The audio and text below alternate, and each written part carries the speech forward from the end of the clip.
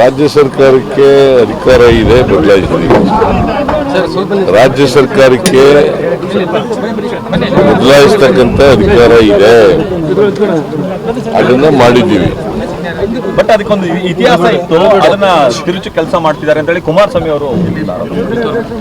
ಈಗ ಅವರು ಯಾವ ಇತಿಹಾಸ ಇತ್ತು ಅದಕ್ಕೆ ರಾಮನಗರ ಜಿಲ್ಲೆ ಮಾಡುವಾಗ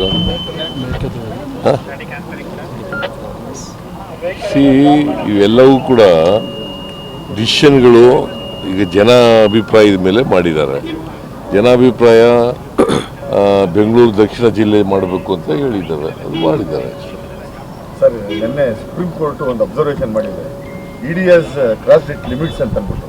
ಇವಾಗ ಮೂಡಾ ಕೇಸಲ್ಲಿ ಇರ್ಬೋದು, ಇಲ್ಲಾಂದ್ರೆ ಪರಮೇಶ್ವರ್ ಕೇಸಲ್ಲಿ ಇರ್ಬೋದು, ಇಲ್ಲ ತಮಿಳುನಾಡು ಕೇಸಲ್ಲಿ ಇರ್ಬೋದು, ಇಡಿ ಅದಾಗೆ ಇಂಟರ್ವ್ಯೂನ್ ಆಗಿ ಅರೆಸ್ಟ್ ಮಾಡುವಂತ ಒಂದು ಕೆಲಸ ನಡೀತಾ ಇತ್ತು. ಇಡಿಯವರು ಮಾಡಲಿ, ನಾನು ತನಿಖೆ ಮಾಡಬೇಡಿ, ಕಪ್ಪಣ ಇದ್ದರೆ ಪತ್ತೆ ಹಚ್ಚಕ್ಕೆ ಹೋಗ್ಬೇಡಿ ಅಂತ ಹೇಳಕ್ಕೆ ಹೋಗಲ್ಲ ನಾನು. ಇನ್ಕಮ್ ಟ್ಯಾಕ್ಸ್ನವ್ರಿಗೆ, ಇಡಿಗೆ ಅದೆಲ್ಲ ಹೇಳಕ್ಕೆ ಹೋಗಲ್ಲ. ಬಟ್ ನೀವು ರಾಜಕೀಯ ದುರುದ್ದೇಶದಿಂದ ಮಾಡಕ್ಕೆ ಹೋಗ್ಬಾರ್ದು, ರಾಜಕೀಯ ದುರುದ್ದೇಶ ಇಟ್ಕೊಂಡು ಮಾಡಕ್ಕೆ ಹೋಗ್ಬಾರ್ದು. ಬಿಕಾಸ್ ಈ ಸಂಸ್ಥೆಗಳಿರೋದೇ ಅದಕ್ಕೋಸ್ಕರವಾಗಿ, ಕಪ್ಪು ಹಣ ತಡೆಗಟ್ಟಲಿಕ್ಕೆ ಇರ್ತಕ್ಕಂಥ ಸಂಸ್ಥೆಗಳು. ಈಗ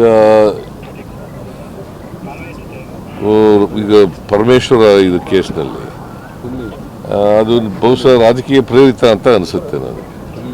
ಅಲ್ಲ, ಸುಪ್ರೀಂ ಕೋರ್ಟ್ ಹಂಗೆ ಅನ್ನಿಸ್ತಾ ಇದೆ ಅಂತಂದ್ರೆ ಎಲ್ಲೋ ಒಂದ್ ಕಡೆ ಅವ್ರಿಗೂ ಎಲ್ಲೋ ಒಂದು ಅನುಮಾನ ಬಂದಿದೆಯಾ ಸರ್?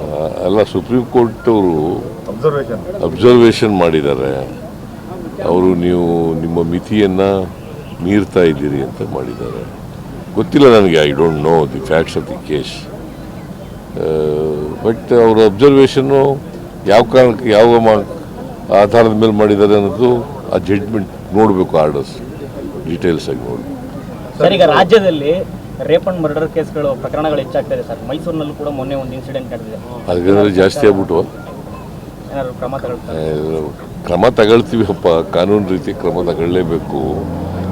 ಈಗ ಕಳೆದ ಒಂದು ವರ್ಷ, ಈ ವರ್ಷ ಇದೆಯಲ್ಲ, ನಮಗೆ ಅಪರಾಧಗಳು ಕಡಿಮೆ ಆಗಿದ್ದಾವೆ. ಬಿ ಜೆ ಪಿಯವರ ಕಾಲಕ್ಕೆ ಕಂಪೇರ್ ಮಾಡಿದ್ರೆ ನಮ್ಮ ಕಾಲದಲ್ಲಿ ಕಡಿಮೆ ಆಗಿದ್ದಾವೆ.